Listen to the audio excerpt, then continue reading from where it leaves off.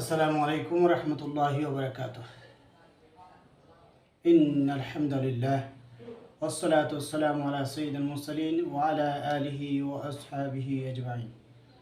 আম্মা বা'দু ফাআউযু বিল্লাহি মিনাশ শাইতানির রাজীম। বিসমিল্লাহির রহমানির রহিম। সম্মানিত ভিউয়ার্স, আশিকান জাকিরান ও মুহিব্বান, আপনারা যে যেখানে আছেন আপনাদের সকলকে প্রীতি ও শুভেচ্ছা জানিয়ে আজকে একটা ছোট্ট আমল নিয়ে উপস্থিত হয়েছি। আমলটি হলো, ক্লাসে এক শিক্ষক প্রবেশ করে ছাত্রছাত্রীদেরকে বলতেছে যে কারা নামাজ পড়ে না। ক্লাসে শিক্ষক প্রবেশ করে ছাত্রছাত্রীদের উদ্দেশ্যে বলতেছে যে কারা নামাজ পড়ে না। আপনি একটু খেয়াল করবেন, শিক্ষক প্রশ্ন করছে ছাত্রছাত্রীদেরকে যে কারা নামাজ পড়ে না। এক ছাত্র উত্তর দিল, স্যার, যারা ইন্তেকাল করেছেন, দুনিয়াতে নাই, ওরা নামাজ পড়ে না। সুন্দর উত্তর, মাশাআল্লাহ। এরপরে আরেক ছাত্রী উত্তর দিতেছে, স্যার, যে ব্যক্তি অসুস্থ সে নামাজ পড়ে না। আরে সুন্দর উত্তর, মাশাআল্লাহ। এরপরে আরেকজনে ছাত্রী উত্তর দিতেছে, স্যার, ওই ছাত্রীর উত্তর দিতেছে, উত্তরটা শুনে শিক্ষক আশ্চর্য হয়ে গেছে যে স্যার, যারা অমুসলিম ওরা নামাজ পড়ে না। যারা অমুসলিম ওরা নামাজ পড়ে না।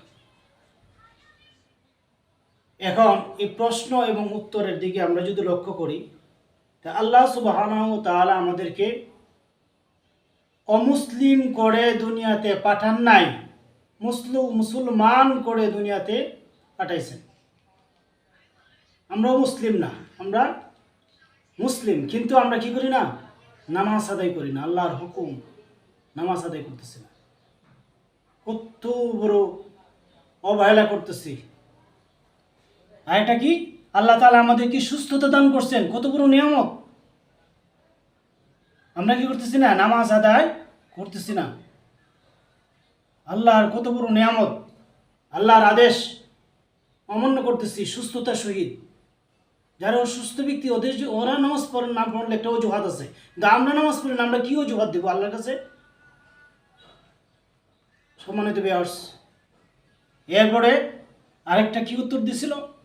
একটা উত্তর দিছিল যে যারা ইন্তেকাল করছেন, দুনিয়াতে নাই, হারা গেছেন, ওরা নামাজ পড়ে না। আমরা তো আছি দুনিয়াতে, আমরা আছি, আমরা সুস্থতার সহিত আছি, আমরা ইমানের সহিত আছি। আমরা কিসের মুসলমান? আমরা ইমান আছে, নামে মুসলমান। সম্মানিত ভিউয়ার্স, আপনাদের কাছে আবেদন, এই জন্য এই শিক্ষক এবং ছাত্রদের কাছে যে প্রশ্ন এবং উত্তর, এগুলোর প্রতি আমরা খেয়াল করি এবং আমরা প্রত্যেকেই ৫ ওয়াক্ত নামাজ আল্লাহর হুকুমগুলো আদায় করি।